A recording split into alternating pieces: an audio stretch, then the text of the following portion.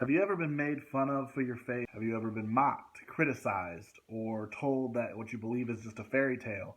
More importantly, when you found yourself in those situations, have you been able to effectively communicate what it is that you believe to give a reasonable defense for the faith and the hope that you have? Well, if not, that is one of the reasons why I've come on here today to make this video to inspire some of you guys to be able to defend your faith and articulate what you believe in.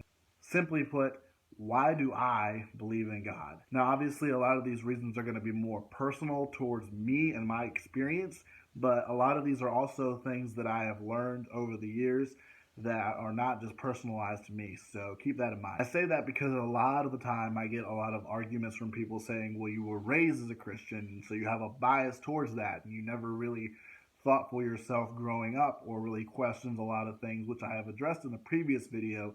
But because that is something that I find to be a continual argument for people who are skeptics or people who don't believe, who want to try to discredit me in an attempt to discredit God, I just want to just throw that out there that yes, some of these are going to be personal to me, but then others, which I will specify when I bring them up, are actually facts and evidence that have been accumulated that I have learned over the years that have solidified my belief and my faith in God.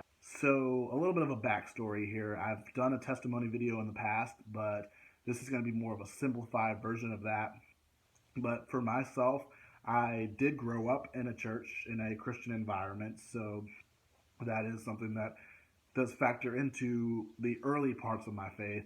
However, it wasn't really until I was 21, 22 years old that I really was able to actually articulate what it was that I believed and why I actually believed it. Because for the longest time, even though I was raised in a church background, I really didn't have any kind of an experience for myself that I felt was really worthy of defending. Even though I didn't want to let go of my faith, there wasn't really anything that I had experienced that had proven to me yet that I was really serving a God who had changed me or done something dynamic in my life that I couldn't turn away from, that nobody else could convince me, oh, well, he didn't do that in your life. That was just something that just happened and it was just random coincidence. I hadn't had that experience up until that point until I was 16 years old. And that was the moment where God chose to reveal himself to me after months of crying out and after months of pleading with him in an attempt to take my life. The Lord showed up in a way that I just cannot to this day fathom or explain. And that is one of the key foundations of my faith, is just that experience in and of itself, that people just, no matter what they say, no matter what arguments they bring, they cannot poke a hole in that experience for me, because it was a life-altering event.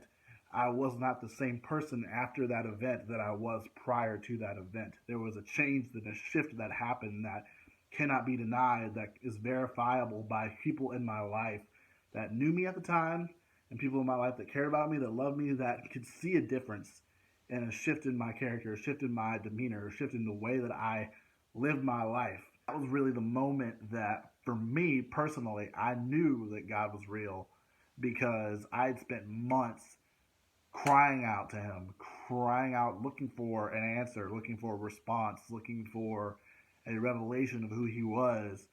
And in that moment, I got that in such a deeply personal way that there are even elements of it that I could not really articulate to you guys and have you fully understand, because it's really only something that I would understand and that God understood that I needed in that moment.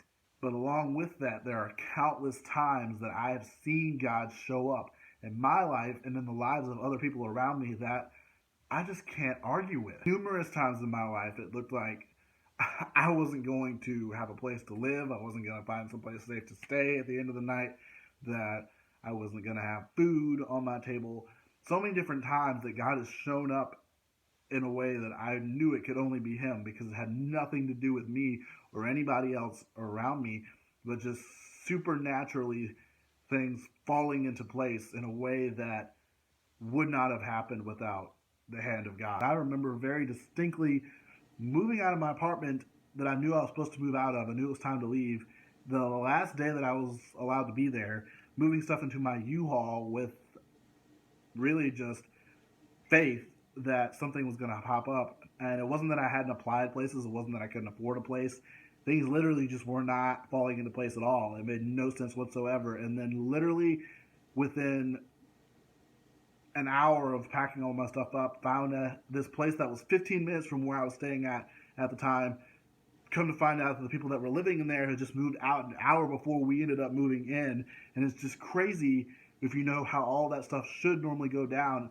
The reason for us moving in there just made absolutely no sense. I mean, there was no other explanation for me other than God provided that place, knowing that we needed a place to live, and proved himself faithful in that moment when nothing made sense about it at all. There was no reason things should have gone down the way that they did with that, other than God simply showing up and providing us a place to live. And those are just a few of the examples of why I personally believe, based on my experiences.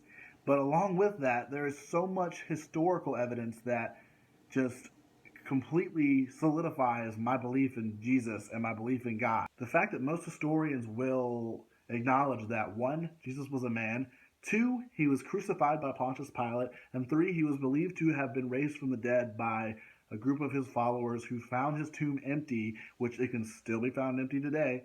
And for those who believed that they saw him after he was supposed to have been dead, that they saw him risen, to go to the lengths that they did, even being willing to lay down their own lives, why would you do that for something that you knew was pointless? If you knew that he was dead, why would you go to that length trying to spread the news that he was risen and that there was hope for all people?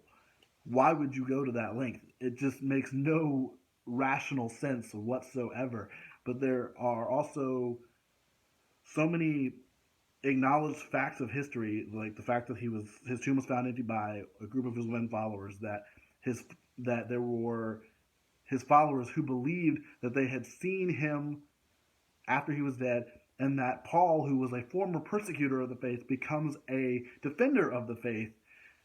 Those are all facts of history that cannot be disputed or denied, and that is enough for me to say I am an unashamed Christian who has a personal experience with God, and who knows that beyond a shadow of a doubt, Jesus was who he said he was, did what he said he could do, and rose from the dead on my behalf.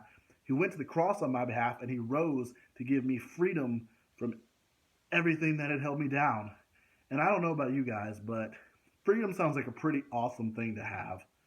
And if what it takes to really truly be free is to accept Jesus for who he is, then I don't think that's too high of a thing to accept.